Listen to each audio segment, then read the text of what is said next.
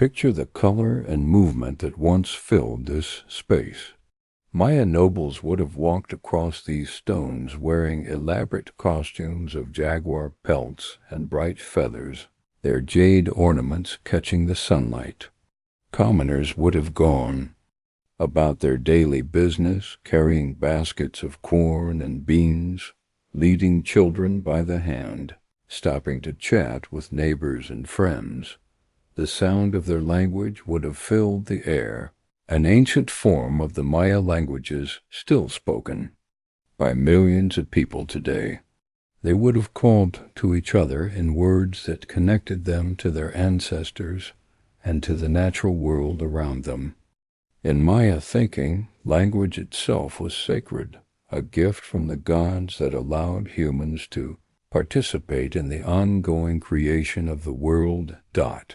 As the morning progresses and the sun climbs higher in the sky, the jungle around us continues its ancient rhythms.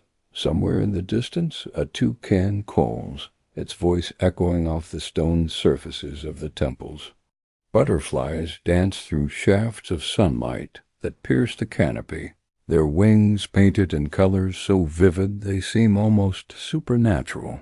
This is the world the Maya knew and loved, a world where every element of nature was imbued with spiritual significance. They saw the hand of the divine in the flight of birds, the growth of corn, the movements of the planets across the night sky. Their entire civilization was built on the foundation of this deep connection to the natural world. Stand quietly now and feel yourself becoming part of this timeless scene. Your breathing has slowed and deepened, matching the peaceful rhythm of the jungle around you. Your body feels heavy and relaxed, supported by the earth that has cradled human dreams for millennia. You are no longer just an observer, but a participant in the ongoing story of this sacred place. The mysteries of the Maya are beginning to reveal themselves to you, not through words or explanations, but through direct experience, through the quiet wisdom that comes from simply being present in a place where the ancient and the eternal meet. As we prepare to delve deeper into their story, carry this sense of peace and connection with you.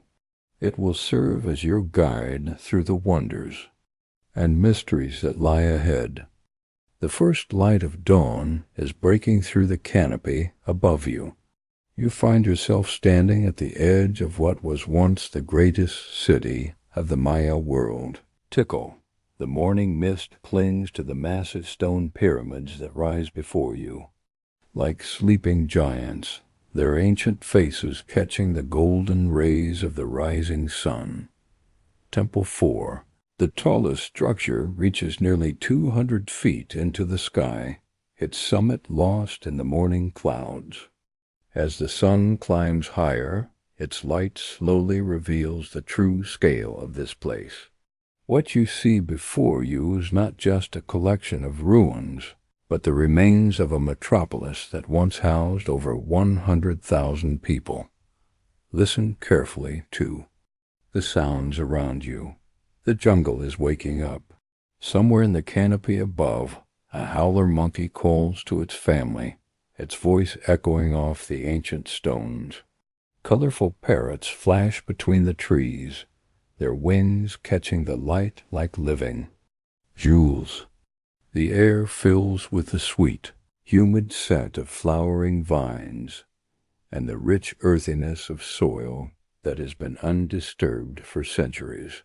Walk with me now along what was once a grand causeway, a raised stone road that connected the heart of the city to its outer districts. Your feet move quietly over stones that were laid by hands that lived and worked here over 1,000 years ago. Each step takes you deeper into a world that thrived when Europe was emerging from its dark ages. As we walk, imagine the sounds this place once knew. Picture the gentle slap of bare feet on stone as thousands of people move through their daily routines. Hear the voices of merchants calling out their wares in the great plaza, the laughter of children playing in the shadows of the temples, the chanting of priests as they performed ceremonies that connected earth to sky. The Maya who built this place were not primitive, people living simple lives in the jungle. They were sophisticated urban dwellers, astronomers and mathematicians, artists and engineers. They created a complex society with intricate trade networks that stretched from present-day Mexico to Honduras. They developed a writing system so advanced that we are still working to fully understand it today. Look up at Temple I, known as the Temple of the Great Jaguar. Its steep steps climb toward the sky in a series of terraces, each level representing a different stage of the journey, from the earthly realm to the heavens above. At its peak sits a small temple room where sacred rituals once took place, ceremonies that the Maya believed kept the world in balance. The morning sun is now fully risen, and its warm light falls across the great plaza, a vast open space larger than 2 football fields. This was the beating heart of Tikal, where people gathered for markets, ceremonies, and celebrations. The Maya believed that their plazas were reflections of the cosmic order, carefully designed to mirror the movements of the stars and planets. As you stand in this ancient plaza, feel the weight of history around you. The stones beneath your feet have witnessed the rise and fall of dynasties, the birth and death of thousands of people, the daily miracles of a civilization that flourished in harmony with the natural world around it. The archaeologists who first discovered this place in the 1840s found it completely overgrown, hidden beneath centuries of jungle growth. Trees had grown through the temples, their roots cracking the ancient masonry. Vines covered the intricate carvings that told the stories of Maya kings and gods. It was as if the jungle had gently reclaimed its own, wrapping these magnificent structures in a green embrace that protected them from the outside world. Even now, as you stand here in the growing warmth of the tropical morning, you can feel the presence of the forest all around. This is not a sterile museum, but a living place where the ancient and the eternal exist side by side. The Maya understood this connection between human civilization and the natural world. They saw themselves not as conquerors of nature, but as part of it, responsible for maintaining the delicate balance that allowed both to thrive. Take a deep breath of this ancient air. Feel your body relaxing as the sun warms your skin and the gentle sounds of the jungle wash over you. You are connected now to this place and to the people who once called it home.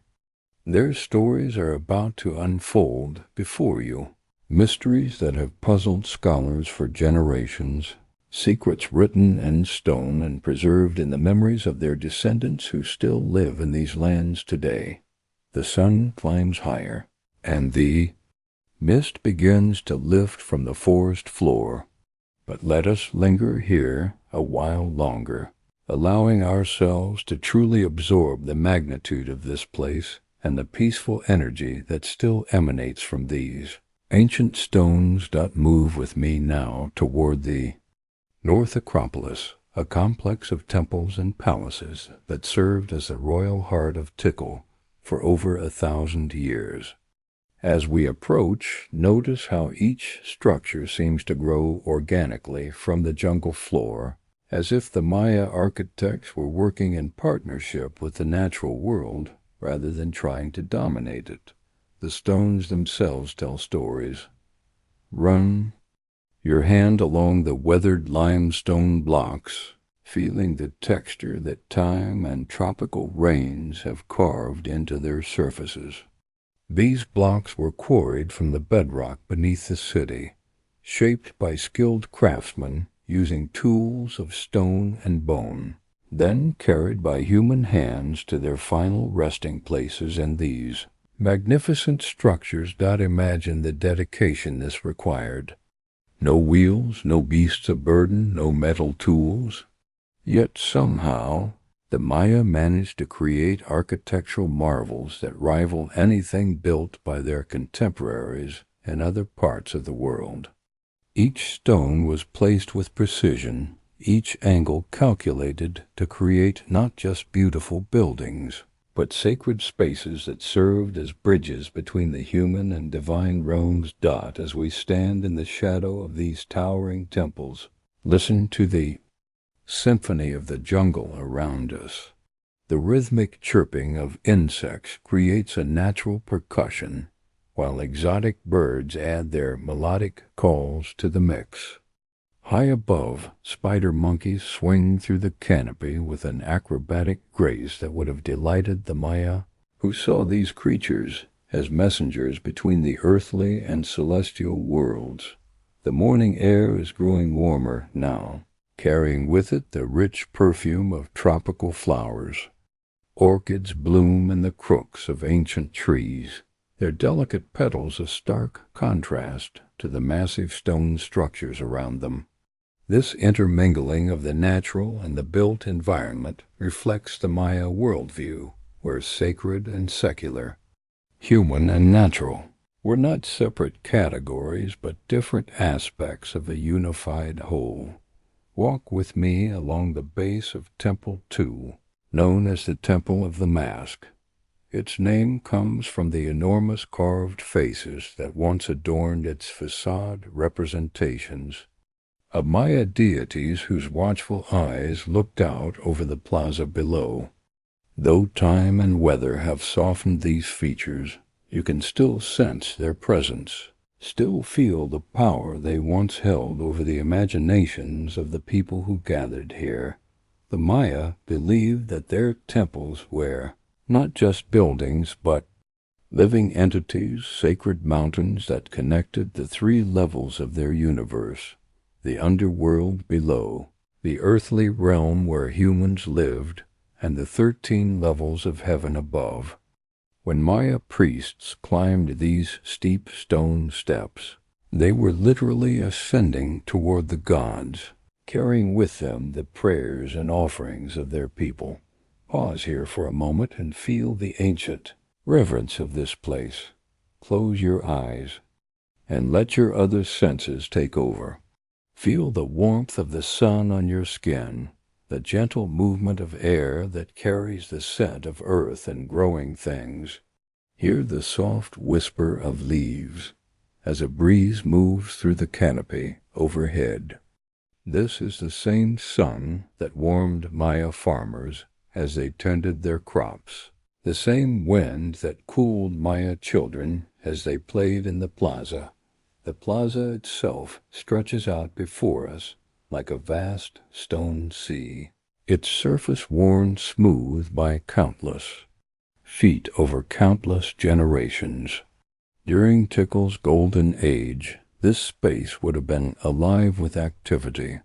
Merchants would have spread their wares on woven mats, displaying precious jade jewelry, colorful feathers from tropical birds, cacao, beans that served as currency, and ceramic vessels painted with intricate scenes from Maya mythology.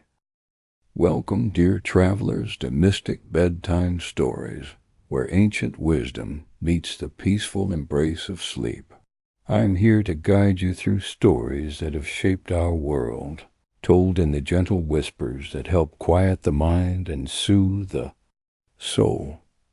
Tonight, we journey together into one of history's most fascinating mysteries. Take a deep breath with me now. Feel your body settling into comfort. Close your eyes if you wish, or let them rest softly.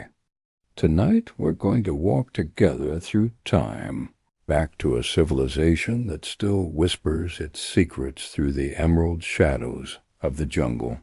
Imagine yourself lying beneath a canopy of ancient trees, where shafts of golden sunlight filter through leaves that have witnessed 1,000 years of stories. The air is warm and sweet, carrying the scent of earth and growing things. You can hear the gentle sounds of the rainforest around you, the soft rustle of leaves, the distant call of exotic birds, the quiet drip of morning dew falling from branch to branch. This is the world of the Maya, a people who built magnificent cities that touched the sky, who read the language of the stars, and who created art and knowledge that still amazes us today. But theirs is also a story wrapped in mystery, filled with questions that continue to intrigue archaeologists, historians, and dreamers like ourselves. As you breathe slowly and deeply, feel yourself becoming part of this ancient landscape. The ground beneath you is soft with centuries of fallen leaves. The sounds of the modern world fade away, replaced by the timeless rhythm of the jungle. You are safe here, cradled by the earth that once supported one of the world's most sophisticated civilizations. Tonight, we'll walk together through the ruins of great cities, decipher the meaning of mysterious calendars, and try to understand what happened to the millions of people who once called this green world home. We'll meet their gods and goddesses, explore their magnificent temples, and perhaps catch a glimpse of the wisdom that helped them thrive for over 1,000 years. Let the gentle sounds of this ancient world wash over you. Feel your breathing. Slow and deepen. Your body is growing heavy and relaxed like a tree settling its roots deep into the nourishing earth. The mysteries of the Maya are calling to you across the centuries, inviting you into their world of wonder and dreams. Are you ready to begin this journey?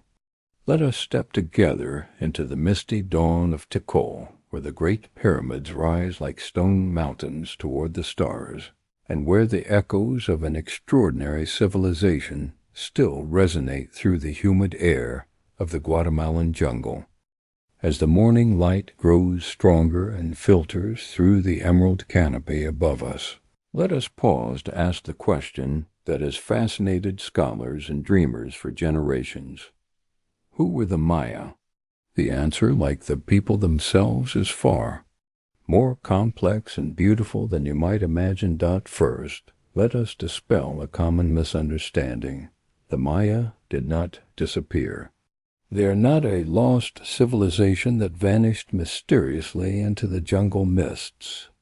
Today, more than 7 million Maya people live in the lands their ancestors called home, speaking dozens of related languages, maintaining traditions that stretch back thousands of years, and continuing to contribute to the rich cultural tapestry of Central America. The Maya we speak of tonight, the builders of Tikal and Palenque, Chichen Itza, and Copan, were part of a continuous cultural tradition that began around 2000 BCE and continues to this day. They were not a single unified empire, but rather a collection of city-states, each with its own rulers, traditions, and local variations on shared cultural themes. Imagine the Maya lands as they were 1,500 years ago, during what archaeologists call the Classic Period. Picture a landscape dotted with magnificent cities, each one a center of learning, art, and commerce. From the rainforests of Guatemala to the dry scrublands of the Yucatan Peninsula, from the highlands of Chiapas to the coastal plains of Belize, Maya civilization flourished in remarkable diversity. These were people who understood that they were part of something much larger than themselves. They called themselves the children of corn, believing that the gods had created human beings from maize dough after several failed attempts with other materials. But they were also children of the stars, people who saw their destiny written in the movements of celestial bodies across the night sky. The Maya creation story, preserved in their sacred book, the Popol Vuh, tells us that the gods tried first to make people from mud, but these beings were too soft and dissolved in the rain. Next, they tried wood, but these wooden people had no souls and were destroyed by a great flood. Finally, the gods ground corn into a fine meal, mixed it with water, and from this sacred dough shaped the first true humans. This story reveals something profound about how the Maya saw themselves and their place in the world. They were not separate from nature but made from it, literally formed from the corn that sustained their lives. Every meal was a communion with the divine, every harvest a renewal of the sacred contract between humanity and the gods. As you rest here in the growing warmth of the tropical morning, imagine what it meant to be Maya during the height of their civilization. You would have awakened each day knowing your place in a cosmic order that connected you to your ancestors, your descendants, and the eternal cycles of the natural world. If you had been born into Maya nobility, your day would have begun before dawn with ritual purification and prayers. You would have climbed the steep steps of the family temple to greet the rising sun, burning copal incense and making offerings of flowers, food, and precious jade. Your very blood was considered sacred, a gift from the gods that carried the divine spark within it. But even if you had been born a commoner, a farmer or craftsperson, your life would have been rich with meaning and purpose. You would have participated in the great festivals that marked the passage of the seasons, danced in ceremonies that ensured the fertility of the land, and raised your children to understand their connection to the cosmic order that governed all life. The Maya were master agriculturalists who transformed challenging landscapes into productive farmland. In the swampy lowlands, they built raised fields and canals that turned wetlands into gardens. In areas with poor soil, they created terraced hillsides that prevented erosion while maximizing growing space. They developed sophisticated techniques for water management, building reservoirs and aqueducts that sustained large populations even during dry seasons. But perhaps most remarkably, they did all of this while maintaining a profound respect for the natural world around them. Maya farmers saw themselves as partners with the earth, not its masters. They rotated their crops to preserve soil fertility, left portions of forest undisturbed to serve as habitat for wildlife, and timed their planting and harvesting according to astronomical observations that connected earthly cycles to celestial ones. The social structure of Maya society was complex, but not rigid.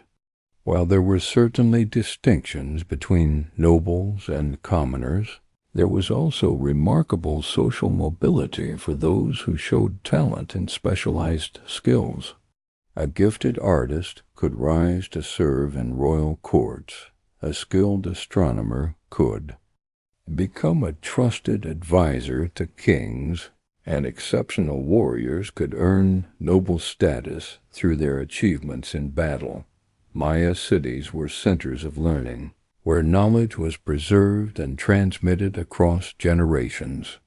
Scribes, trained from childhood in the complex art of Maya writing, recorded everything from historical chronicles to astronomical observations, from royal genealogies to medical treatments.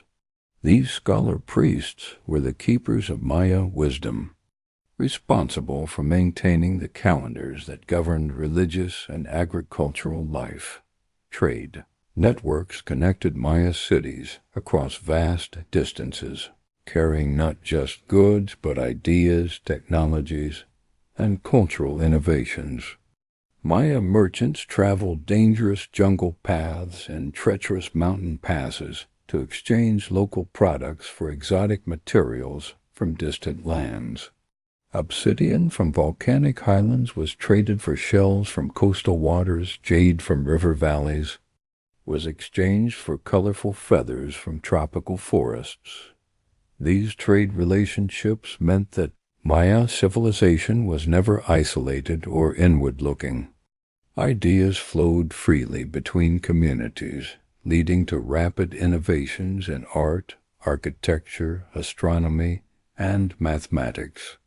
A discovery made by scholars in one city could quickly spread throughout the Maya world, contributing to the remarkable uniformity of certain cultural practices across very diverse geographical regions. As the sun climbs higher and the jungle around us comes fully alive with the sounds and scents of the tropical day, take a moment to appreciate the sophistication of the people who once called this place home.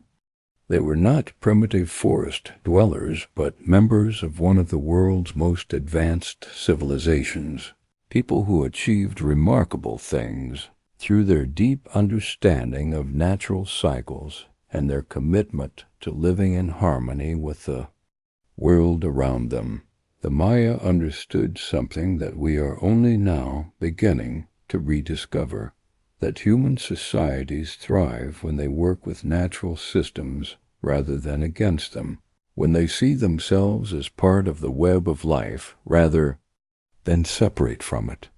This wisdom, preserved in their descendants and encoded in the stones of their cities, continues to offer lessons for our modern world. As we continue our peaceful journey through the heart of Maya wisdom, let us turn our attention to perhaps their most remarkable achievement, their understanding of time itself. For the Maya, time was not a straight line stretching from past to future, but a sacred spiral, an eternal dance of cycles within cycles that connected every moment to the cosmic order of the universe. Settle yourself more comfortably now, feeling the warm stone beneath you and the gentle movement of air through the ancient trees.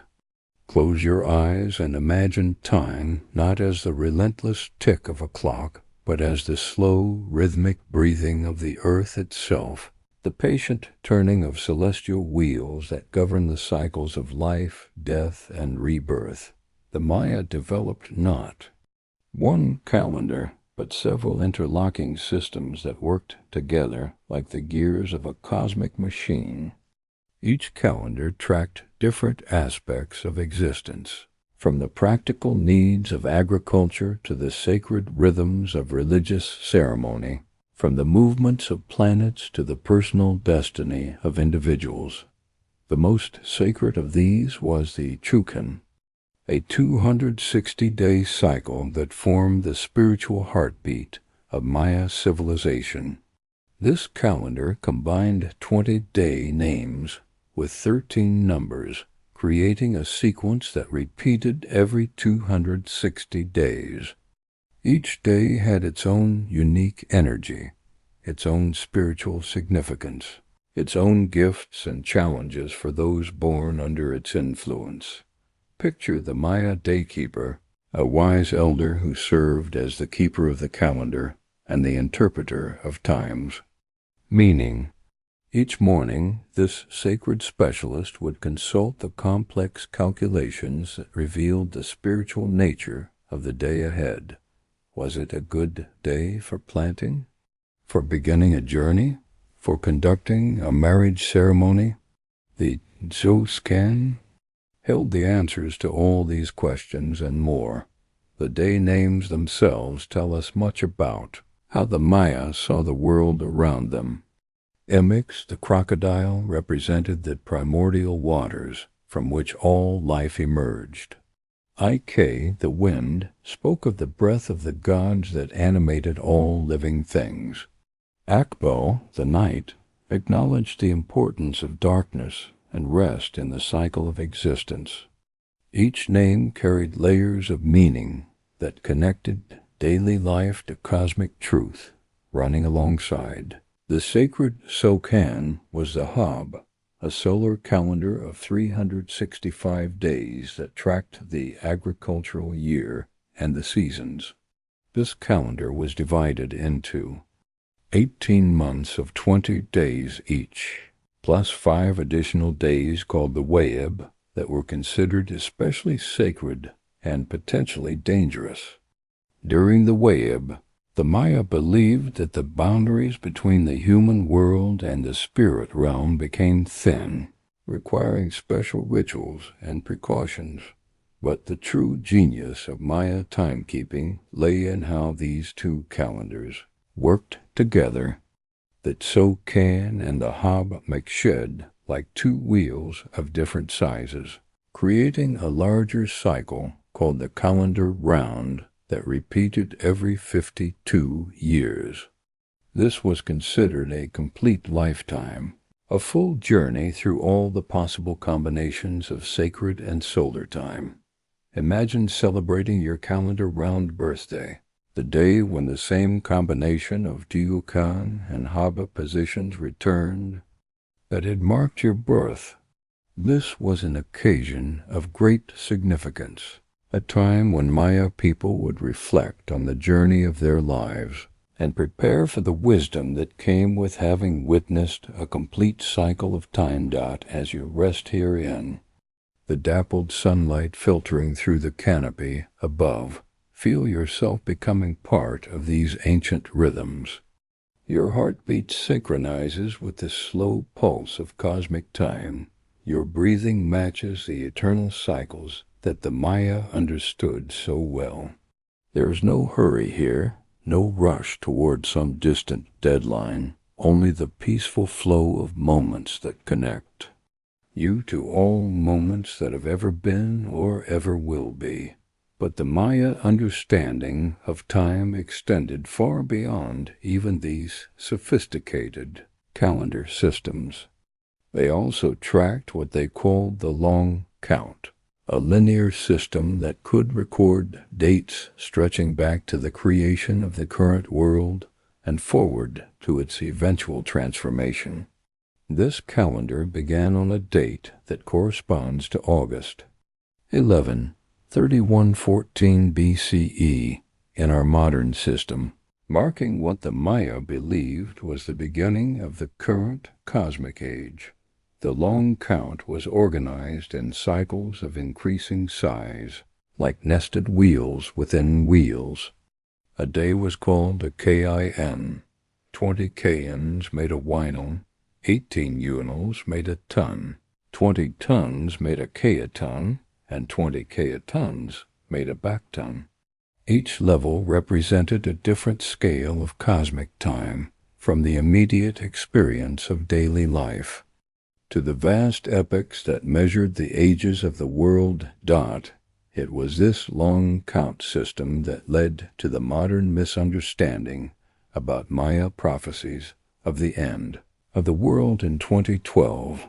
What actually occurred on December 21st, 2012 was the completion of the 13th Bakton, marking the end of one great cycle and the beginning of another. For the Maya, this was not a termination, but a transformation, not an ending, but a new beginning in the eternal spiral of time. The Maya saw this completion of the great cycle as a time of renewal and regeneration, much like the way we might view the turning of a new year or the changing of seasons. Their descendants today celebrated this date not with fear but with ceremony, honoring the completion of one cosmic age and welcoming the beginning of the next. To truly understand Maya time, we must also appreciate their remarkable astronomical knowledge. Maya astronomers spent countless nights observing the sky tracking the movements of the sun, moon, planets, and stars with precision that rivals our modern instruments. They could predict eclipses centuries in advance, calculate the orbital periods of Venus with stunning accuracy, and map the movements of celestial bodies across the dome of night. These observations were not merely scientific exercises, but sacred acts that connected earthly life to cosmic order. The Maya believed that the movements of celestial bodies influenced events in the human world, that the same forces that governed the orbits of planets also shaped the destinies of individuals and communities. Venus held special significance in Maya astronomy and mythology.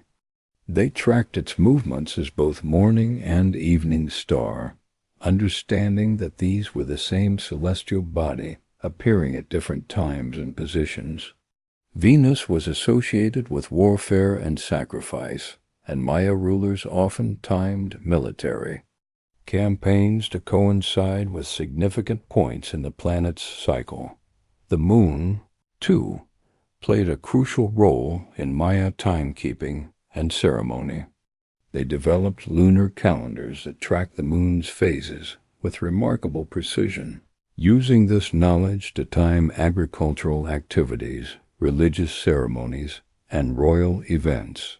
Maya artists incorporated accurate depictions of moon phases into their art, and Maya mathematicians calculated lunar cycles that remained accurate for thousands of years. As the day around us continues to unfold in its gentle rhythm, take a moment to appreciate the profound wisdom embedded in the Maya understanding of time. They recognize that human life gains meaning not from racing against time, but from finding our place within its eternal cycles, not from trying to conquer time, but from learning to dance with its rhythms.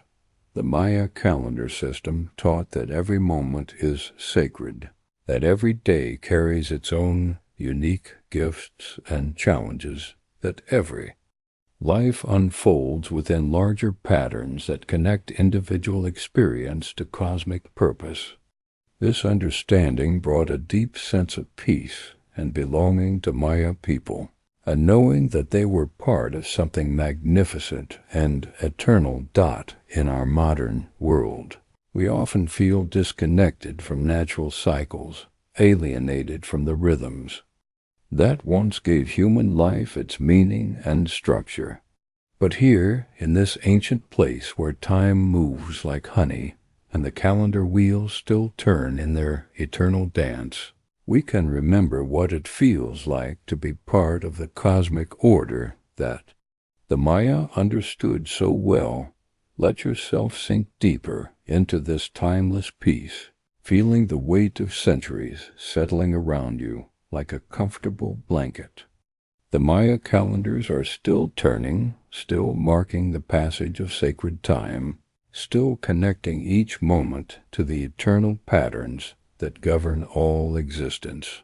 You are part of this great wheel now, carried along in its gentle rotation toward whatever mysteries and wonders await in the spiraling dance of time. As the warm tropical air continues to embrace you with its gentle caress, let us journey deeper into the heart of Maya civilization, where magnificent cities once rose from the jungle floor like dreams made manifest in stone. These were not mere collections of buildings, but sacred landscapes, carefully designed to mirror the cosmic order and serve as bridges between the earthly realm and the divine. Feel yourself walking along ancient pathways that wane through the forest, where massive cecropia trees stand sentinel over ruins that have slept for centuries beneath blankets of emerald moss. The air here is thick with moisture and the rich scent of decomposing leaves, creating the perfect conditions for preservation. Vines drape themselves like curtains over doorways that once welcomed Maya kings and queens, while colorful butterflies dance through shafts of golden sunlight that pierce the canopy. Before us rises the pyramid of Kukulkan at Chichen Itza, its 4 staircases climbing toward the heavens in perfect symmetry. Each staircase contains 91 steps, and when combined with the platform at the top, they total 365 steps, 1 for each day of the solar year. This is no coincidence, but a deliberate architectural encoding of astronomical knowledge, a stone calendar that demonstrates the Maya understanding of celestial cycles. The pyramid is not just a building, but a sacred mountain, a representation of the Maya conception of the universe as a layered cosmos. The base represents the earthly realm where humans live. The rising levels symbolize the journey toward divine knowledge, and the temple at the summit serves as a gateway to the celestial sphere where the gods dwell. As you stand before this magnificent structure, imagine the ceremonies that once took place here. During the spring and autumn equinoxes, the setting sun creates a shadow that appears to slither down the northern staircase, creating the illusion of the feathered serpent, Kukulkan, descending from the heavens to earth. Thousands of Maya people would gather to witness this cosmic performance, this annual renewal of the connection between human and divine. The Maya architects who designed these pyramids were master engineers who understood principles of mathematics, astronomy, and acoustics that would not be rediscovered by European civilization for centuries. They built their structures without metal tools, without wheeled vehicles, without beasts of burden, yet they achieved a precision and grandeur that continues to inspire wonder today. Move with me now through the forest paths to the hidden city of Palenque, where limestone temples emerge from the jungle mist like ancient spirits awakening from dreams. Here the palace complex spreads across terraced platforms, its corridors and chambers once alive with the daily business of Maya royal life. The tower, unique among Maya architecture, rises 4 stories above the forest floor, its windows perfectly positioned to observe astronomical events. In the Temple of Inscriptions, we find one of the most remarkable discoveries in Maya archaeology, the tomb of Kayanich Janab Pakal, the great ruler who governed Palenque for nearly 70 years. His sarcophagus lies deep within the pyramid, surrounded by jade jewelry and precious offerings that were meant to sustain him on his journey through the underworld. The hieroglyphic inscriptions that cover the walls tell the story of his reign and his divine genealogy, connecting him to the gods themselves. The Maya believed that their rulers were divine beings, chosen by the gods to serve as intermediaries between the human and celestial realms. When a Maya king died, elaborate rituals ensured his transformation into a god, his spirit ascending to join the celestial court, where he would continue to watch over his people. These royal tombs were not just burial places, but sacred portals, gateways through which the divine could continue to interact with the human world. As we wander through these peaceful ruins where iguanas bask on ancient stones and tropical birds nest in the crevices of carved facades, let us contemplate the spiritual significance of Maya architecture. Every building was oriented according to astronomical principles, every doorway and window carefully positioned to capture the light of specific celestial events. The Maya saw their cities as living representations of the cosmos, places where the movements of earth and sky were reflected in stone and mortar. The ball courts found in Maya cities represent another fascinating aspect of their civilization. These massive stone courts, shaped like the capital letter I, were the sites of a ritual game that combined athletic skill with religious ceremony. The game represented the cosmic battle between the forces of light and darkness, life and death, order and chaos. Players used their hips, elbows, and knees to keep a solid rubber ball in motion, trying to pass it through stone rings mounted high on the court walls. The Maya ball game was more than entertainment. It was a sacred ritual that reenacted the mythological journey of the hero twins through the underworld. According to the Popol Vuh, these divine brothers challenged the lords of death to a ball game and ultimately defeated them, ensuring that life would triumph over death and that the sun would continue to rise each day. Some games ended in sacrifice, but this was not the brutal spectacle that some have imagined. For the Maya, sacrifice was a sacred act of reciprocity, a way of giving back to the gods who had given them life. The person who was sacrificed was not a victim but a volunteer, someone who chose to make the ultimate offering to ensure the continuation of the cosmic order. Travel with me now to the remote city of Calakmul, hidden deep in the Piton rainforest of Guatemala. Here, Structure 2 rises over 170 feet above the forest floor, making it one of the tallest pre-Columbian structures in the Americas. Climbing its steep steps is like ascending through the layers of the Maya cosmos, each level bringing you closer to the realm of the gods. From the summit of this great pyramid, you can see the canopy stretching endlessly in all directions, broken only by the tops of other pyramids that mark the locations of neighboring cities. This view helps us understand the scale of Maya civilization at its height, when millions of people lived in hundreds of cities connected by a complex network of roads, trade routes, and political alliances. The Maya road system, known as Sakbib, or White Roads, consisted of raised stone causeways that connected cities across vast distances. These roads were built with remarkable engineering skill, incorporating drainage systems to handle tropical rains and elevated sections to cross wetlands.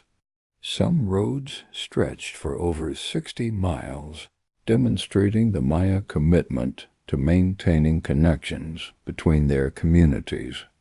As you rest here among these ancient stones, feeling the weight of history and the peace of the jungle around you, imagine what daily life was like in these cities during their golden age.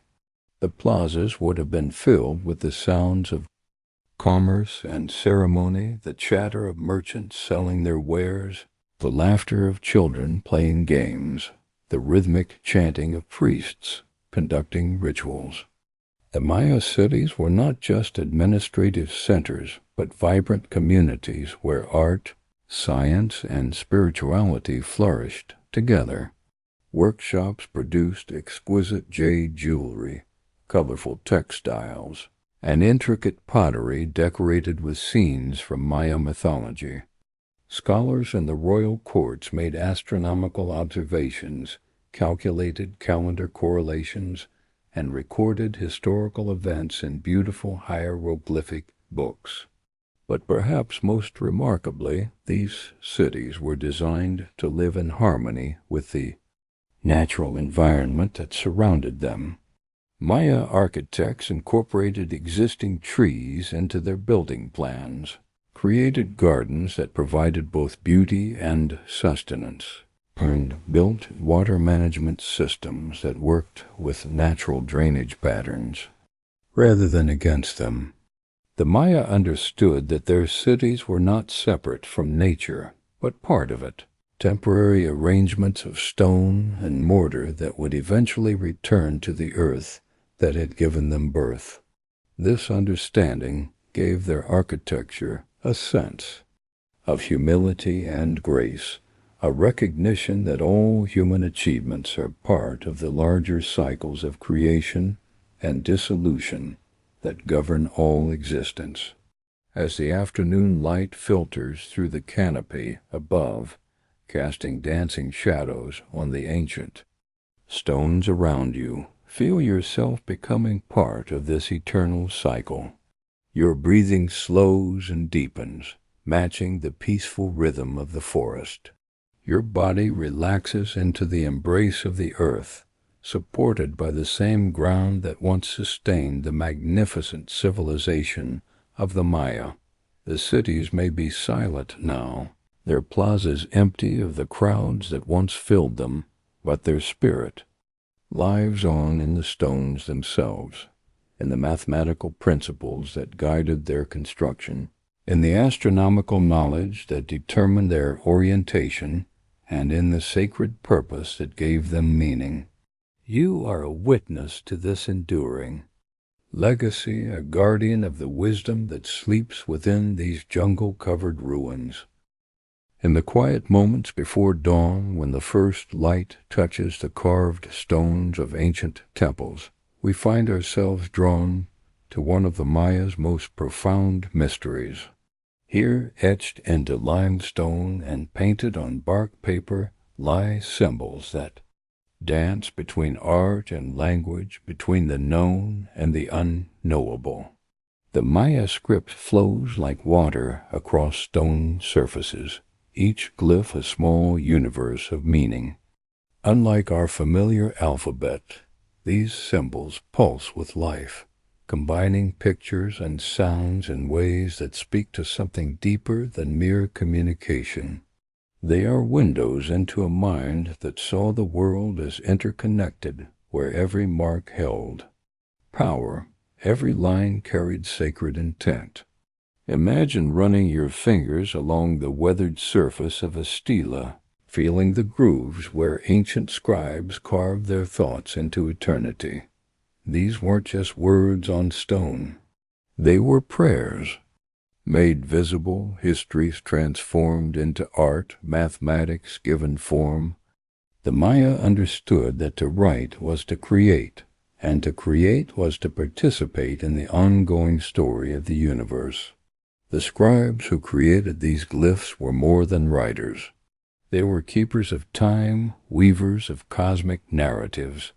In the quiet scriptoriums of Palenque and Copan, by the light of copal incense and flickering flames, they would prepare their bark paper with the reverence of priests preparing for ceremony.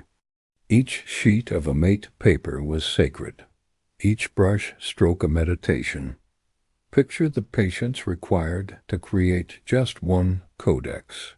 The bark, carefully stripped from fig trees, pounded flat and smooth, then coated with a thin layer of lime to create the perfect surface for writing. The scribes would mix their pigments from minerals and plants, creating colors that have survived centuries in the humid jungle air. Red from cinnabar, blue from sacred clay, black from charcoal mixed with tree sap.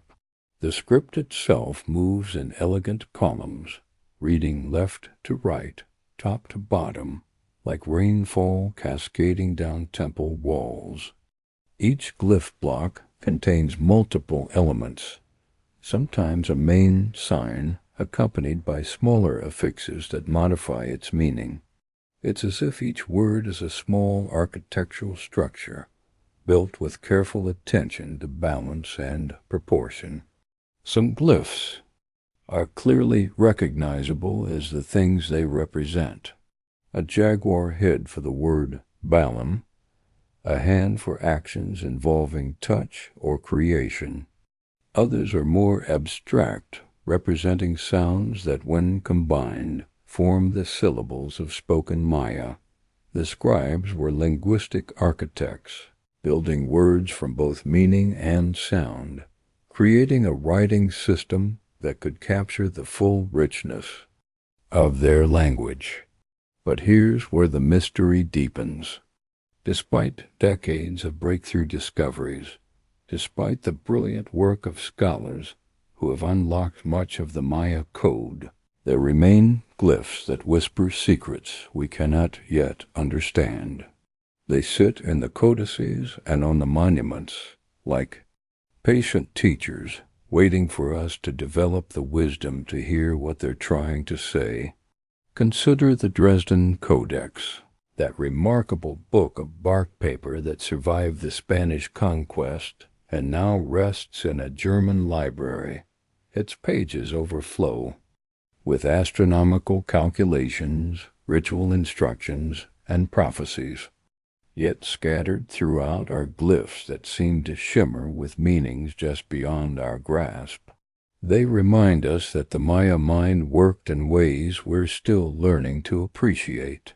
The process of decipherment has been like solving a puzzle where some pieces are missing and others are damaged by time. Each breakthrough reveals new layers of complexity. When scholars finally understood that Maya glyphs could represent both whole words and individual sounds, it was like suddenly hearing a conversation that had been muffled for centuries. The scribes had names, we now know. They signed their work. With pride, these ancient artists of language, painted by the hand of, appears in glyphs that give us actual names. Ah Maxim, Ah Itzamni, masters of their craft whose brush strokes we can still admire today. They weren't anonymous craftsmen, but celebrated artists, as valued in their society as the architects who designed the pyramids, or the astronomers who tracked the movements of Venus. Think of the knowledge encoded in these symbols. Agricultural, timing, medical practices, historical events, mythological narratives. The scribes preserved not just facts, but the very way the Maya understood reality. Their books were libraries of wisdom, each page a doorway into a sophisticated understanding of the world. Yet fire consumed most of their written heritage. The Spanish bishop, Diego de Landa, in his zealous desire to eliminate what he saw as pagan knowledge, ordered the burning of Maya books by the thousands. The flames that consumed the codices also consumed irreplaceable knowledge, leaving us with only fragments of what was once a vast literary tradition. But the Maya script refused to die completely.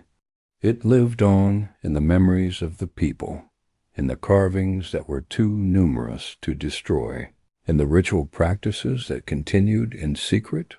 Indigenous communities maintained elements of the writing system, adapting it to their needs, keeping alive the connection between symbol and meaning. Modern Maya scribes are reviving their ancestors' art, learning to read and write in the ancient glyphs. They're creating new texts, new meanings, proving that the script is not a dead curiosity, but a living system capable of expressing contemporary thoughts and feelings. The symbols that once recorded the deeds of ancient kings now capture the dreams of modern poets. As we contemplate these undeciphered glyphs, we're reminded that mystery isn't absence of knowledge but presence of wonder. The Maya understood this. They built mystery into their monuments, encoded riddles in their calculations, left questions for future generations to ponder. They knew that some truths are too large for any single age to contain. In the soft light of evening, when shadows lengthen across the plaza stones, these ancient symbols seem to pulse with quiet life. They remind us that human consciousness has always reached beyond the immediate, always sought to capture the ineffable in marks and signs. The Maya script is not just writing, but a form of meditation, a way of thinking made visible. Let yourself rest now in the presence of these patient symbols. They have waited centuries to share their wisdom, and they will wait centuries more. Like the jungle that slowly reveals its secrets to those who listen carefully, the Maya script offers its mysteries to those who approach with respect and wonder. In your dreams tonight, perhaps you'll see the glyphs as the Maya saw them, not as mere writing, but as sacred technology, tools for connecting the human mind to the great patterns that govern all existence. Rest easy, knowing that somewhere in the darkness these ancient symbols continue their quiet work of preserving meaning across the vast distances of time. As twilight settles over the ancient plazas and the last rays of sunlight fade from the temple peaks, we enter the sacred realm of Maya spirituality. Here, in the soft embrace of evening, we discover that for the Maya, every grain of corn held divinity, every drop of rain carried blessing, and every breath of wind whispered the names of gods. The Maya universe was alive with presence, not the distant, abstract divine of some traditions, but intimate, immediate gods who walked among the people, who could be spoken to, bargained with, honored, and loved. These deities were woven into the fabric of daily life as naturally as sunrise and sunset. As essential as the air they breathed, at the heart of their spiritual world stood Itzamna, the great creator whose name means iguana house or lizard house. Picture him as the Maya did, an ancient, wise figure whose very breath brought order to chaos, whose thoughts became the foundation of reality. Itzamna was the inventor of writing, the patron of learning, the divine architect who designed the cosmic order that held everything in its proper place. But Itzamna was not a distant ruler. He was grandfather, teacher, the patient deity who taught humans the arts of civilization. In the quiet moments of dawn, when scribes prepared their brushes, and scholars contemplated the movements of stars, they felt his presence guiding their hands and minds. He was the god of thoughtful creation, of careful planning, of wisdom gained through patient observation.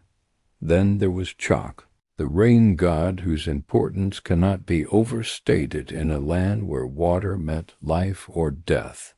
Chak was not one, but many, a family of rain deities associated with the four directions, each with his own color and character. The red Chak of the east, the white Chak of the north, the black Chak of the west, and the yellow Chak of the south, all working together to bring the precious gift of rain to the thirsty earth.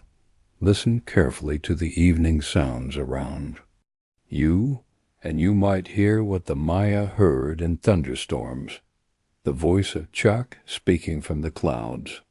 His lightning was his stone axe splitting the sky, his thunder the rumble of his great water jars being overturned to pour blessing on the world below. Children learned to welcome storms not as frightening chaos, but as the arrival of a beloved friend bringing life to their cornfields. The ceremonies honoring Chak were celebrations of hope and gratitude. Communities would gather at cenotes, those sacred natural wells that connected the world above to the world below. They would offer precious jade and copal incense, not as fearful tributes to an angry god, but as gifts to a generous friend who had always provided for them. The relationship between the Maya and Chak was built on trust, respect, and genuine affection. Rising majestically above all other deities was Kukulkan, the feathered serpent whose very name evokes the marriage of earth and sky. Kukulkan embodied the wind, the breath of life that connected all things. But he was also the god of learning, of wisdom, of the kind of knowledge that comes from understanding the deep patterns that govern existence. The Great Pyramid at Chichen Itza was built as a monument to Kukulkan, and twice each year, at the spring and autumn equinoxes, the play of light and shadow on its steps creates the illusion of a serpent descending from heaven to earth. This wasn't mere architectural cleverness, but a profound statement about the Maya understanding of divine presence. The gods were not separate from the physical world, but expressed themselves through it, revealed themselves in the careful observation of natural phenomena. Kukulkan taught that wisdom comes, not from dominating nature, but from understanding it, from learning to read the subtle signs that reveal the deeper order of things. He was the patron of merchants and travelers, those who crossed boundaries and brought knowledge from distant places. In the gentle evening breeze that stirs the leaves of ceiba trees, the Maya felt his presence still moving through the world, but perhaps no deity was more intimately connected to daily life than the corn god, the young lord of maize whose death and resurrection mirrored the eternal cycle of planting and harvest. The Maya understood that corn was not merely food, but the very substance from which humans were made. Their creation myth tells us that after failed experiments with clay and wood, the gods finally created successful humans from corn dough, making maize sacred in the most literal sense. The corn god was forever young, forever beautiful, his long hair flowing like corn silk, his body graceful as a growing stalk. He died each year when the corn was harvested, descended into the underworld, and was reborn with each new planting season. This wasn't a distant mythological drama, but an intimate story that played out in every field, every garden, every meal. To eat corn was to participate in the sacred, to take the body of the god into oneself, and be nourished not just physically, but spiritually. The tortillas that sustained families were hosts in a communion that connected the Maya to their deepest understanding of the divine. Every meal was a quiet ceremony, every harvest a celebration of resurrection.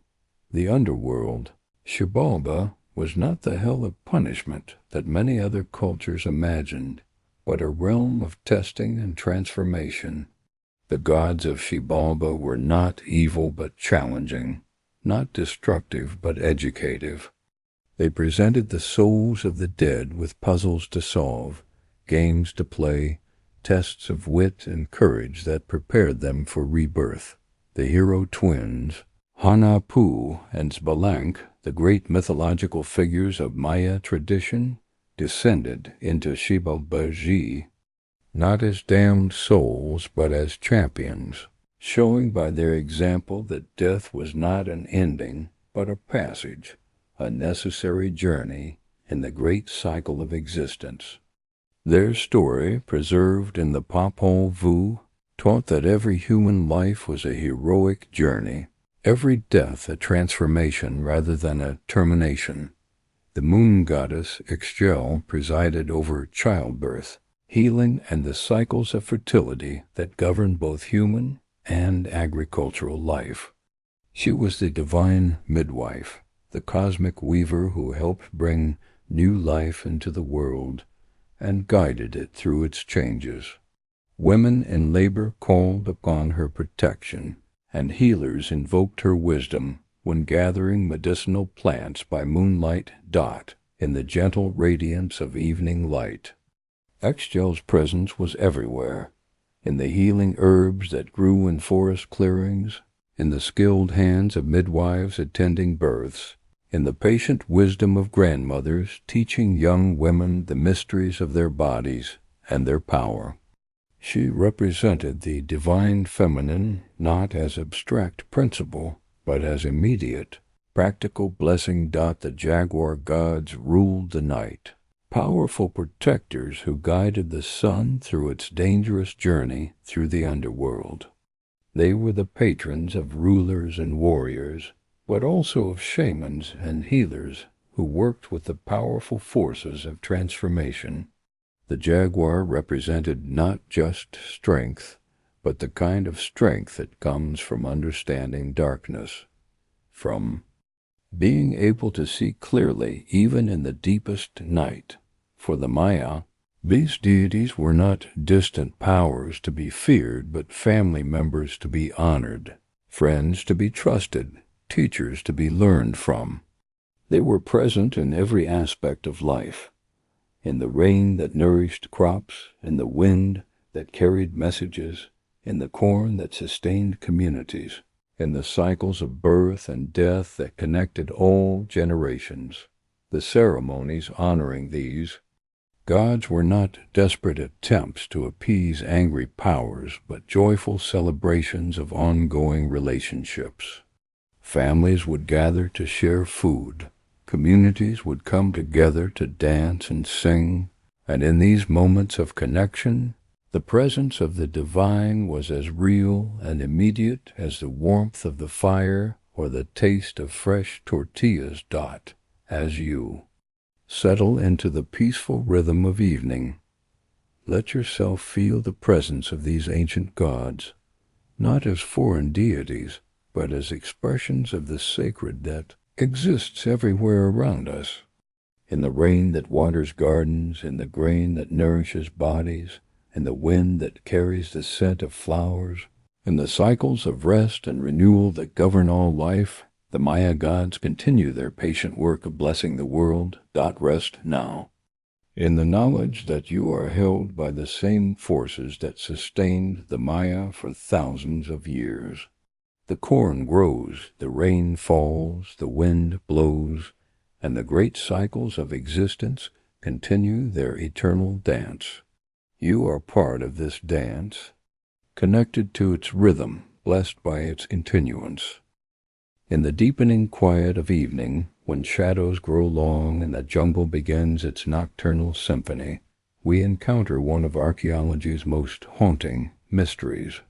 Picture great cities that once buzzed with life, their plazas filled with merchants, and children, their temples alive with ceremony and song. Then imagine walking through these same places centuries later, finding them wrapped in silence, embraced by vines, their stories whispered only by the wind through empty doorways. This is the enigma that has captivated scholars and dreamers alike. The apparent abandonment of the great Maya cities during what we call the Classic Period collapse, roughly between 800 and 900 CE. It wasn't a sudden catastrophe, not an invasion sweeping across the land like a destroying flood.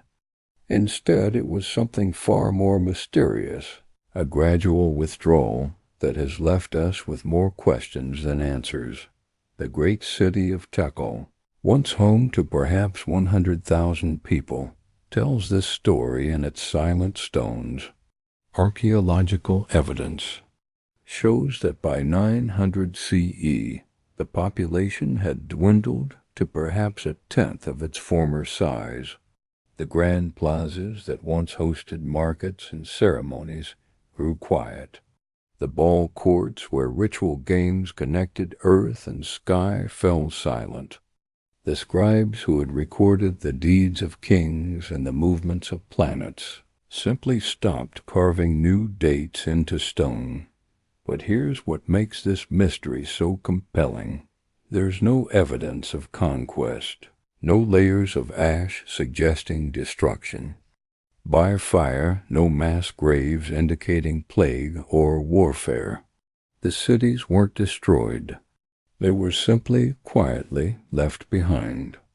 It's as if the Maya made a collective decision to walk away from urban life and return to the forest that had always been their true home.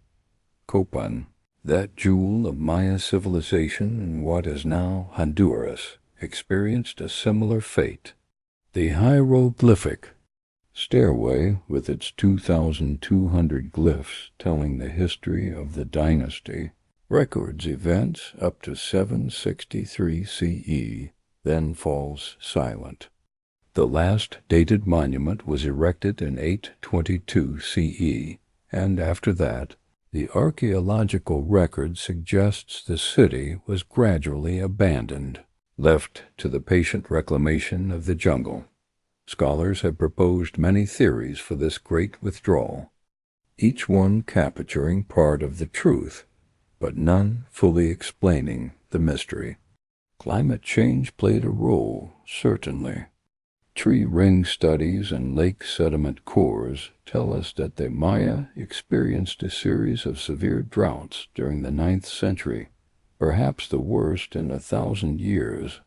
In a civilization so dependent on rainwater agriculture, such droughts would have been catastrophic. Imagine the stress on communities when the rains failed year after year. The reservoirs that supplied drinking water would have shrunk to muddy pools. The carefully terraced fields would have yielded poor harvests. The complex trade networks that connected distant cities would have broken down as communities turned inward, focused on survival rather than commerce. But drought alone doesn't explain the mystery. The Maya had survived droughts before, had developed sophisticated water management systems, had learned to read the subtle signs that predicted good years and bad. They were not a people easily defeated by natural challenges. Something deeper was happening, something that went to the heart of how Maya society understood itself. Political instability seems to have played a crucial role. The inscriptions from the late Classic period tell stories of increasing warfare between city-states, of traditional alliances breaking down, of the delicate balance of power that had maintained peace for centuries finally collapsing into chaos. Kings who had once competed through elaborate ceremonies and monumental architecture now fought bitter wars that drained resources and shattered communities. The great city of Caracol shows evidence of this increasing militarization. What had once been primarily ceremonial centers became fortified positions. The focus shifted from building temples to building defenses, from creating art to creating weapons. The energy that had once gone into celebrating the gods and recording the movements of stars was redirected toward the grim business of survival in an increasingly hostile world. Trade networks, those arteries of Maya civilization, began to fail. As well, the obsidian blades that had traveled hundreds of miles from highland quarries to lowland cities became scarce. The beautiful polychrome pottery that had been traded across the Maya world disappeared from archaeological sites. The jade ornaments that had adorned nobles and been offered to gods became rare, treasures rather than common luxury items. Some scholars suggest that the classic Maya collapse was fundamentally an environmental crisis, a case study in what happens when a sophisticated civilization pushes its environment beyond sustainable limits.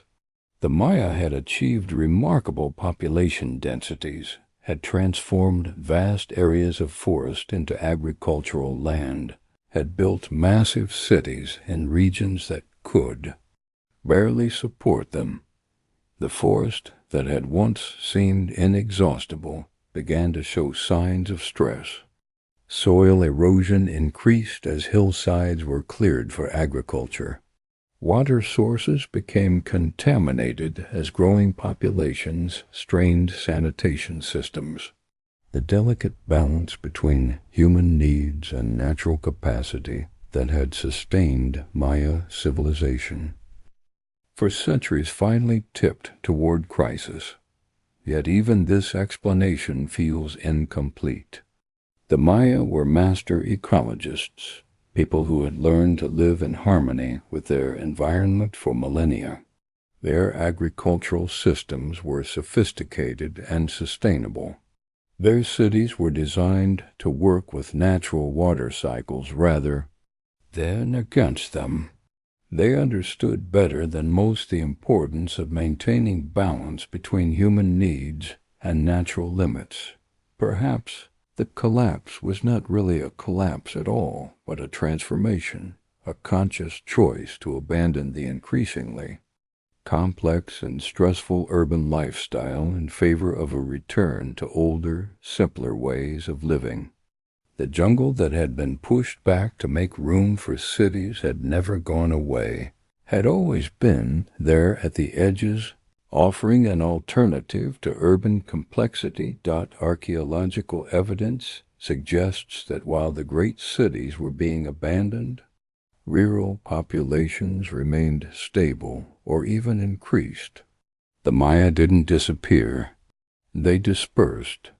They returned to the scattered farming communities that had always been the foundation of their civilization, leaving behind the grand monuments and complex hierarchies that had defined the classic period. This wasn't necessarily a defeat or a failure, but perhaps a form of wisdom, a recognition that the path they had been following was no longer sustainable or desirable. The forest offered refuge, offered a way of life that was more flexible, more resilient, more in tune with natural rhythms than the rigid hierarchies of urban civilization. The cities they left behind became temples of a different sort, monuments to the understanding that nothing human is permanent, that even the grandest achievements must eventually return to the earth from which they came. The vines that covered the pyramids, the trees that grew from temple roofs, the animals that made their homes in abandoned palaces, all became part of a larger story about the relationship between human ambition and natural process. In the growing darkness of evening, as we contemplate these empty cities, we might hear in their silence not the sound of failure, but the whisper of choice. The Maya who walked away from Tikal and Copan and Karakol were not defeated refugees, but people making a conscious decision about how they wanted to live, what kind of relationship they wanted to have with their environment, what legacy they wanted to leave for their children. The mystery of the Maya collapse reminds us that civilizations, like individuals, must sometimes let go of old patterns in order to embrace new possibilities. Sometimes the greatest wisdom lies not in building higher or growing larger, but in knowing when to step back, when to simplify, when to return to the sources of life that have always sustained us. As you rest in the peaceful quiet of this evening, let the mystery of the abandoned cities remind you that endings are often beginnings in disguise, that what looks like disappearance might actually be transformation, that the forest is always there, patient and welcoming, ready to embrace those wise enough to return to its sheltering arms. As the evening stars begin to appear in the darkening sky, we turn from ancient mysteries to living realities. For the Maya never truly disappeared, never became merely a subject for archaeologists and historians. They are here now in this very moment, carrying forward traditions that stretch back thousands of years while adapting to the complexities of the modern world. In the highlands of Guatemala, in the villages of the Yucatan, and the mountains of Chiapas, millions of people wake each morning speaking languages that would have been familiar to the builders of Tikal and Palenque. Their words carry the weight of centuries, connecting them directly to ancestors who watched the same constellations wheel overhead, who planted corn in the same sacred rhythms, who understood the world through stories that continue to be told around evening fires. Listen to the names of these languages, each one a river of memory flowing from the distant past into the present. Quechua, spoken by nearly 1 million people in the highlands of Guatemala, preserving in its sounds and structures the worldview that created the Papo Va, Yucatec Maya, carried by hundreds of thousands of speakers across the Yucatan Peninsula, still using words that appear in the ancient codices. Quechua, Mam, Cacchical, Tiyudajil, each language a universe of understanding, a way of organizing reality that has survived conquest, colonization, and the relentless pressure of globalization. These are not museum pieces, not fossilized remnants of a dead culture, but living languages that grow and change, that adapt to new realities while maintaining their essential character. Children learn them at their mother's knees. Teenagers text in them on smartphones. Poets write new verses that honor old forms while expressing contemporary experiences. In the village of Santiago Atitlan, beside the lake that bears the same name, Tizutijil Maya speakers maintain traditions that connect them to their ancestors in ways that span millennia. The cofradias, religious brotherhoods that blend Catholic and Maya elements, continue to organize community life around the ancient calendar. The 260-day Zocan still governs the timing of ceremonies, the planting of crops, the naming of children. Watch a Tsutujil daykeeper, an Ag Quij, as he counts the days on his fingers, calculating the auspicious moments for important decisions. His knowledge comes not from books, but from an unbroken chain of teaching that stretches back to the priests who once served in the great temples. He carries in his memory the same astronomical observations, the same understanding of cosmic cycles that guided Maya civilization at its height. The ceremonies he conducts, mixing copal incense with Catholic prayers, corn pollen with biblical verses, represent not confusion or corruption, but creative synthesis, the same genius for adaptation that has always characterized Maya culture. The Maya have never been purists, never insisted on unchanging tradition. Their strength has always been their ability to embrace new elements while maintaining their essential identity. In the markets of Chichicastenango, Maya women wearing traditional huipils woven with patterns that encode ancient symbols conduct business in multiple languages, switching effortlessly between Quechua, Spanish, and increasingly English as they serve customers from around the world. Their clothing tells stories, each design element carrying meaning that connects them to their grandmothers and to the cosmic order that governs all existence. The art of backstrap loom weaving, passed from mother to daughter for countless generations, continues to flourish in Maya communities. Each textile is a prayer made visible, a meditation on color and pattern that connects the weaver to the fundamental forces of creation.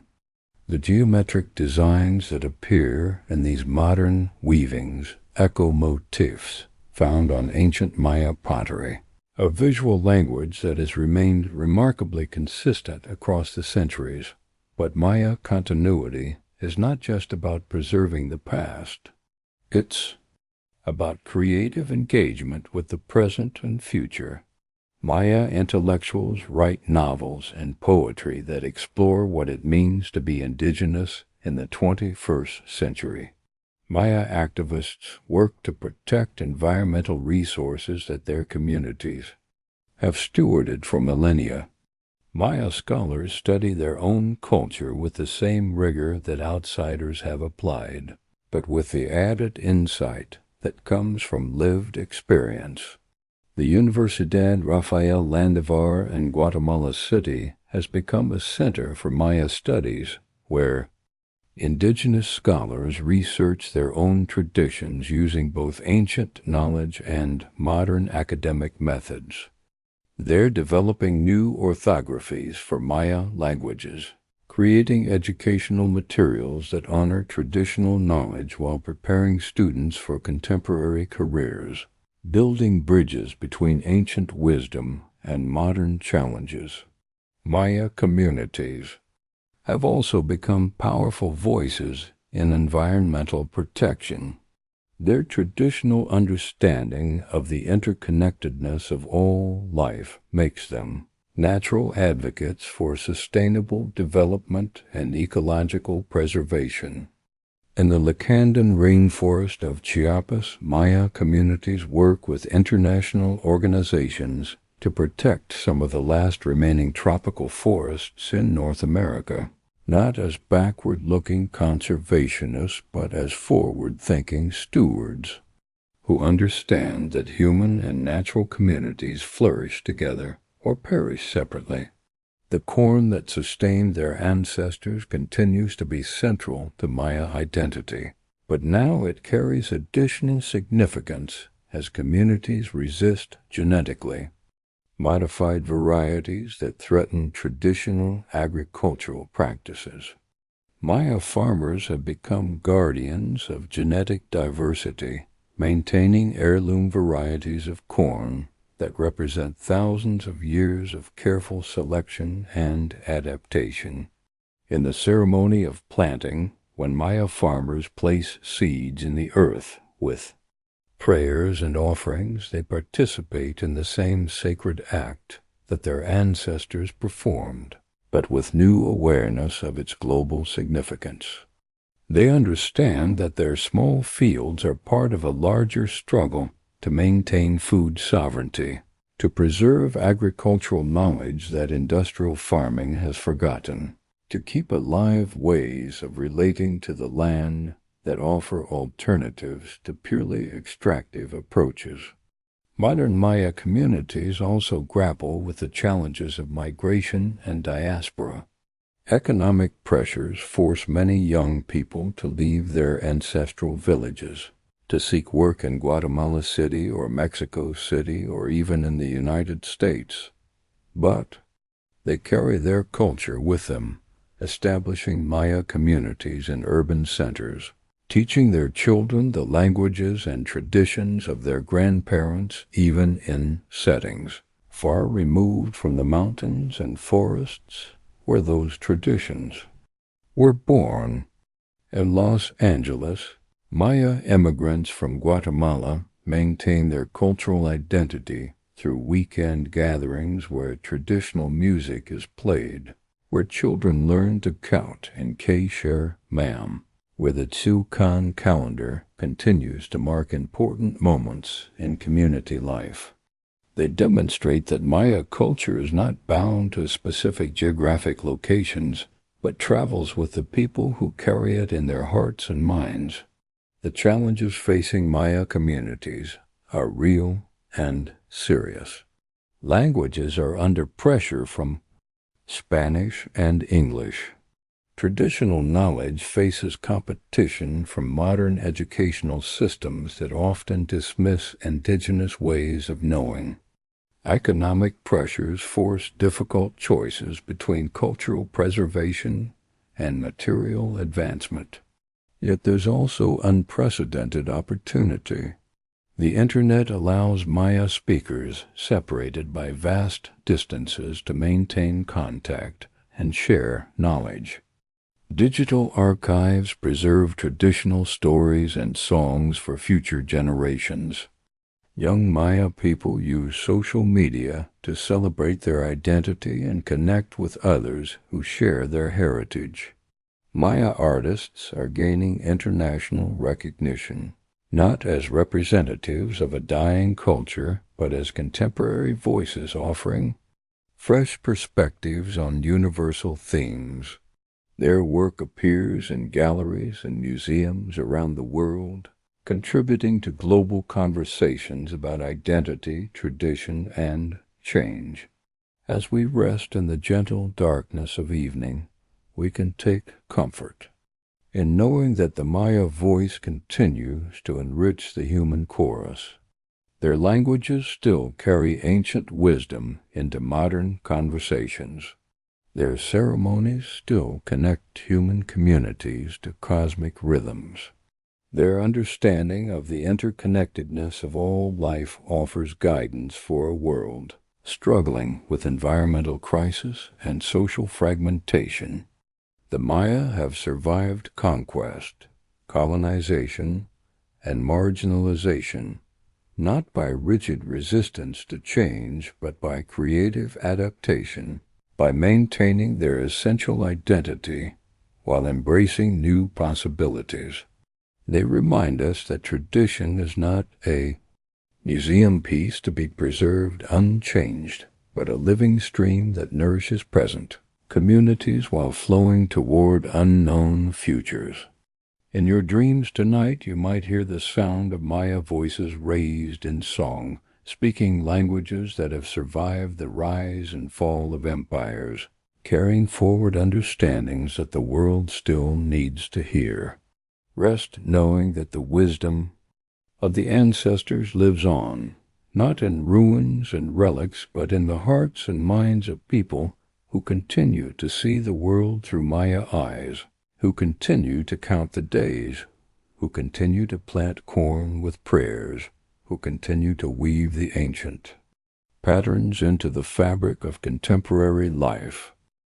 In the soft darkness of late evening, when the world grows quiet and thoughts turn inward, we come to one of history's most profound encounters. Picture the moment when two worlds, separated by vast oceans and millennia of different development, suddenly found themselves face to face. The meeting between Maya civilization and European explorers would reshape both cultures in ways that continue to unfold even today. The first Spanish ships appeared off the coast of the Yucatan in 1517. Their white sails like strange clouds that had descended to touch the water. For the Maya who witnessed their arrival, these vessels must have seemed like something from another realm entirely. The horses that the Spanish brought, animals unknown in the Americas, appeared to be mythical creatures, part human and part beast, stepping out of legend into reality. But the Maya were not simply passive observers of this encounter. They were experienced traders, diplomats, and warriors who had dealt with foreign peoples for centuries. The great merchant networks that connected Maya cities to distant lands had prepared them for contact with strangers. They approached these newcomers with the same mixture of curiosity, caution, and calculation that had served them well in previous encounters.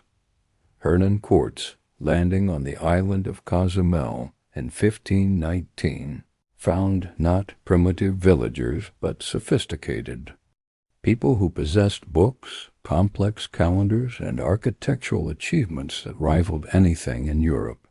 The Spanish were particularly amazed by the Maya books, those bark paper codices covered with intricate glyphs that recorded astronomical observations, historical events, and religious ceremonies with remarkable precision.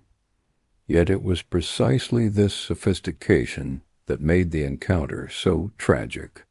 The Spanish, convinced that indigenous religions were demonic, viewed Maya books not as treasures of human knowledge but as threats to Christian salvation. In 1562, Bishop Diego de Landa ordered the burning of Maya codices in the Plaza of Mani, an act of cultural destruction that ranks among history's greatest losses. Imagine the smoke rising from that plaza as centuries of accumulated wisdom went up in flames. Mathematical calculations that had tracked the movements of Venus with extraordinary accuracy, historical records that preserved the deeds of kings and the rise and fall of dynasties. Religious texts that encoded sophisticated understanding of the relationship between human consciousness and cosmic order, all reduced to ash and memory. Yet even in that moment of destruction, the Maya demonstrated the resilience that had carried them through previous crises. Much of their knowledge survived, hidden in the memories of daykeepers and scribes who had memorized the essential teachings. The burning of books could not burn the knowledge carried in human hearts and minds. The colonial period that followed was marked by both tremendous suffering and remarkable adaptation. Maya communities were forced to reorganize their lives around Spanish colonial institutions, to practice their religion within the framework of Catholic Christianity, to navigate new economic systems based on different principles than those that had governed their ancestors. Disease, perhaps even more than conquest, transformed Maya society. Smallpox, measles, and other European diseases swept through communities that had no immunity to these illnesses. Population estimates suggest that the Maya population may have declined by as much as 90% during the first century after contact, a demographic catastrophe that shattered traditional social structures and forced survivors to rebuild their communities from fragments. Yet rebuild they did, with characteristic creativity and determination. The Maya learned to work within colonial systems while maintaining their essential identity. They adopted Catholic saints, but identified them with traditional deities. They built Christian churches, but oriented them according to ancient astronomical principles. They learned Spanish, but continued to speak their own languages at home. The colonial art that emerged from this cultural synthesis represents one of humanity's most remarkable examples of creative adaptation. In the churches of Highland, Guatemala, Maya artists created altarpieces that combined European techniques with indigenous aesthetics. The saints they carved had Maya features, the angels wore traditional Maya clothing, and the decorative elements encoded ancient symbols alongside Christian imagery. This wasn't simple borrowing or superficial mixing, but profound cultural translation. The work of people who understood both traditions deeply enough to find the connections between them. Maya theologians developed sophisticated interpretations of Christianity that incorporated traditional understanding of cosmic cycles, divine plurality, and the sacred nature of the natural world.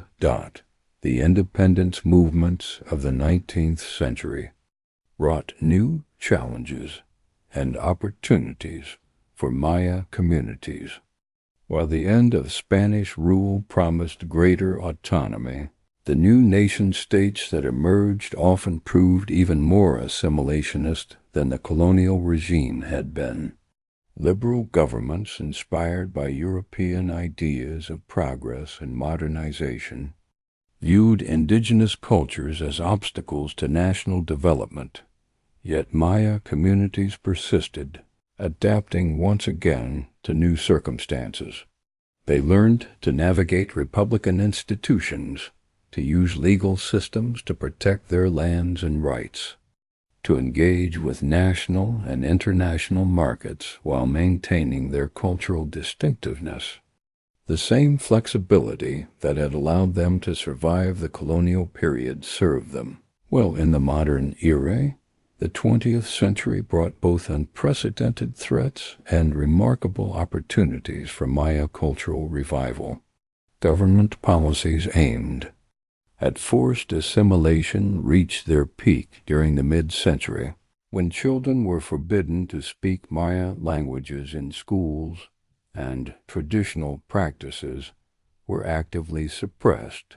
The violence of the 1980s in Guatemala specifically targeted Maya communities, resulting in what truth commissions later recognized as genocide. But the same period also saw the emergence of a powerful Maya rights movement, led by indigenous intellectuals who had gained access to higher education and international forums. They used the tools of the modern world, legal systems, academic institutions, and media networks to advocate for cultural preservation and political recognition. The Nobel Peace Prize awarded to Rigoberta Menchú in 1992 brought international attention to Maya struggles and achievements. Her recognition coincided with the 500th anniversary of Columbus's arrival in the Americas, creating a moment of global reflection on the legacy of colonialism and the resilience of indigenous peoples. Today, Maya communities are active participants in global conversations about sustainability, cultural diversity, and human rights. Their traditional knowledge of agricultural practices, medicinal plants, and ecological relationships has gained new relevance as the world grapples with climate change and environmental degradation. Maya artists, writers, and filmmakers are creating works that speak to international audiences while remaining rooted in their own cultural traditions. Their voices contribute to a global renaissance of indigenous perspectives, offering alternatives to purely Western ways of understanding the world. The encounter with the West, which began with such violence and loss, has evolved into something more complex and hopeful. Maya people have learned to navigate multiple worlds simultaneously, to be fully modern while remaining authentically Maya, to engage with global systems while maintaining local identity. Archaeological discoveries continue to reveal new aspects of ancient Maya civilization, but now these discoveries are interpreted in collaboration with Maya communities themselves. Indigenous scholars work alongside international researchers, bringing traditional knowledge to bear on scientific investigation, ensuring that the ancestors' voices are heard in their own languages. The great temples that once seemed destined to disappear beneath jungle growth have been preserved and restored, not as monuments to a dead civilization, but as living connections to cultural traditions that continue to flourish. Maya communities manage many of these sites, serving as guides and guardians who can interpret the stones not just as archaeological artifacts but as expressions of living wisdom. In the gentle darkness of this evening, as we contemplate the long arc of Maya history, we can see that the encounter with the West, for all its trauma and disruption, ultimately enriched both traditions. The Maya gave the world chocolate, vanilla, and rubber, along with astronomical knowledge, agricultural techniques, and artistic traditions that continue to inspire. In return, they incorporated new technologies, new forms of expression, and new ways of organizing society. The result is not a diluted or degraded culture, but a strengthened one, tested by centuries of challenge and proven capable of adaptation without losing its essential character. The Maya story teaches us that cultural contact, even when marked by conflict and misunderstanding, can ultimately lead to creative synthesis and mutual enrichment. As you drift toward sleep, let the long story of Maya resilience remind you that human cultures, like the people who create them, are remarkably adaptable and persistent. The challenges that seem overwhelming in the moment often become, in the longer perspective of history, opportunities for growth and transformation. The Maya, who have survived conquest, colonization, and attempted genocide stand as testimony to the enduring power of human creativity and the unquenchable desire to maintain identity while embracing change. And now, as our journey through the world of the Maya draws to its close, let yourself settle deeper into the embrace of this peaceful evening. The stories we have shared, the mysteries we have contemplated, the wisdom we have encountered, all of these become part of the gentle rhythm that will carry you into restful sleep. Feel yourself returning to that quiet place in the jungle where we began, where the morning mist rises from ancient stones and the afternoon light filters through emerald leaves. But now it is evening, and the forest has wrapped itself in the soft darkness of approaching night. The day creatures have given way to those who find their comfort in shadow, and Starlight Dot listen to the symphony that surrounds you. The gentle rustling of leaves in the evening breeze, each movement a whisper from the countless generations, have found shelter beneath these same trees. The distant call of a night bird, its voice carrying across the centuries, singing the same song that once lulled Maya children to sleep in the great cities of the forest. In the soft sounds of the jungle night, you can hear the heartbeat of the earth itself, that steady rhythm that has pulsed beneath all the stories we have shared. It beat when the first Maya astronomers climbed their pyramids to study the stars. It beat through the golden age of cities and the quiet time of abandonment. It beats now, connecting you to the eternal rhythms that govern all life. The Maya knew this heartbeat well. They built their temples to honor it, structured their calendars to follow it, lived their lives in harmony with its steady pulse. In their understanding, human life was not separate from this great rhythm, but part of it, a single note in the vast symphony of existence that includes the movements of planets, the cycles of seasons, the rise and fall of civilizations.